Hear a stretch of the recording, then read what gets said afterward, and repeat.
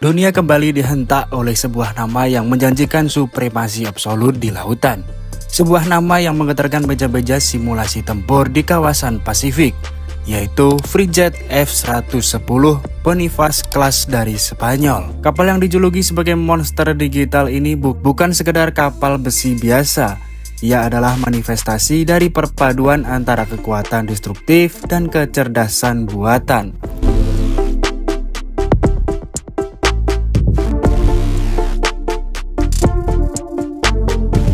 Ia membawa sistem rudal Aegis yang sangat legendaris dan teknologi digital twin atau kebaran digital yang belum pernah ada sebelumnya dalam sejarah maritim di Asia Tenggara. Namun di balik kemegahan visual dan spesifikasi di atas kertas tersebut, muncul satu pertanyaan besar bagi kita semua, yaitu seberapa seriuskah posisi Indonesia dalam mendapatkan kapal perang tercanggih ini?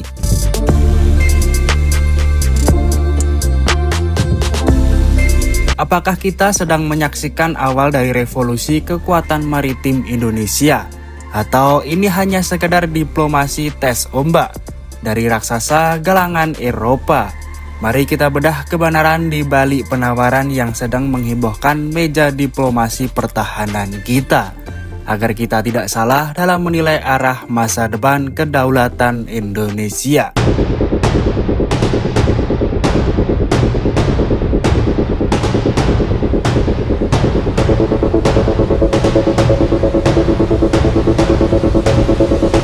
Mari kita lihat data yang sebenarnya. Berdasarkan hasil penelusuran tersebut hingga Februari 2026, kabar mengenai tawaran Frigate F-110 dari Spanyol ke Indonesia memang sempat ramai diperbincangkan di berbagai forum pertahanan global. Namun penting untuk digarisbawahi secara tegas bahwa status saat ini masih sebatas penawaran dan wawancara kerjasama strategis semata. Belum ada kontak resmi, belum ada tanda tangan untuk pembelian. Dan yang terpenting, belum ada keputusan final dari pemerintah Indonesia. Kita harus jernih melihat posisi ini sebagai sebuah langkah diplomasi tinggi, di mana raksasa galangan Spanyol yaitu Navantia secara aktif menyodorkan teknologi terbaik untuk dievaluasi oleh Kementerian Pertahanan kita.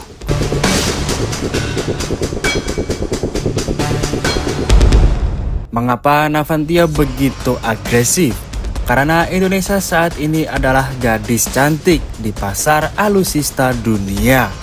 Dengan ambisi minimum essential force yang bertransformasi menjadi kekuatan yang disegani, banyak negara berebut menawarkan teknologi terbaiknya.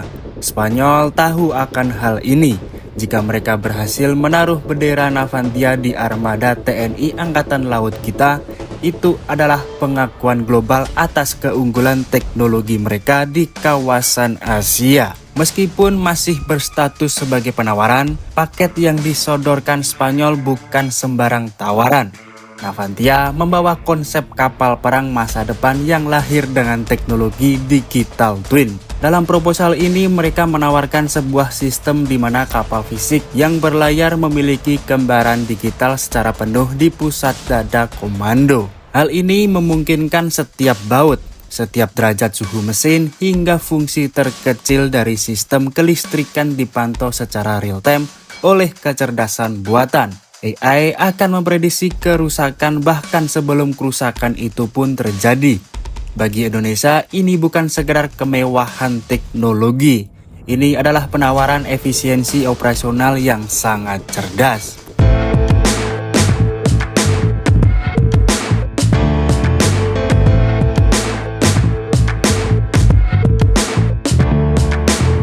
Selama ini beban terbesar anggaran pertahanan bukan hanya pada pembelian, melainkan pada biaya perawatan atau maintenance.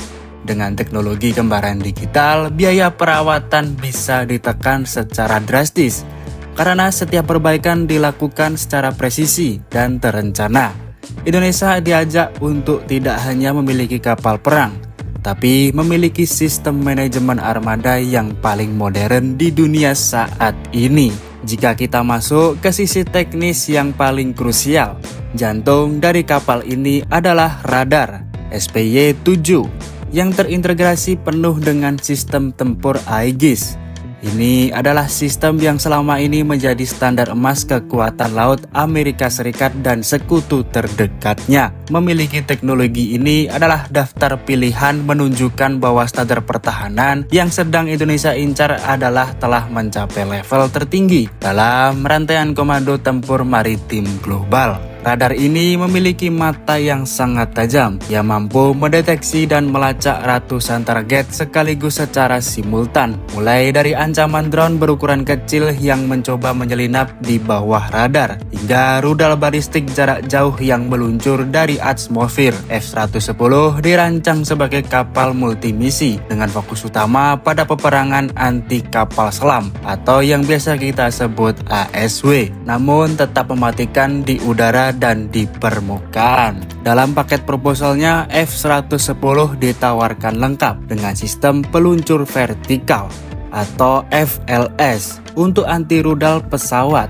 jenis ESSM serta rudal anti kapal Harpoon yang sudah sangat teruji di berbagai medan konflik. Lalu apa keunggulan lainnya? Kemampuan kapal untuk menjadi induk bagi berbagai kendaraan nirawak baik di udara maupun di bawah permukaan laut.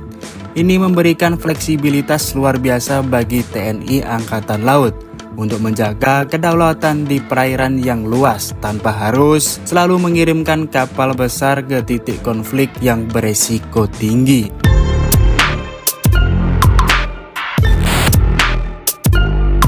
Mari kita bahas dari sudut pandang geopolitik yang lebih mendalam. Mengapa penawaran ini muncul secara sangat serius di tahun 2026 ini? Melihat posisi strategis Indonesia sebagai pemimpin alami di kawasan Asia Tenggara. Di tengah memanasnya persaingan kekuatan besar di Laut Cina Selatan, Indonesia membutuhkan perisai digital yang tak tertandingi. Jika penawaran strategis ini nantinya berlanjut menjadi kontrak nyata, Indonesia akan memiliki efek getar yang sangat luar biasa di mata dunia dan di mata internasional. Kita tidak lagi dipandang sebagai kekuatan laut tradisional, melainkan kekuatan laut modern yang mengadopsi teknologi digital masa depan. Ini adalah pesan tegas bagi siapapun yang mencoba mengganggu kedaulatan kita, bahwa laut Indonesia dijaga oleh monster digital yang tak pernah tidur.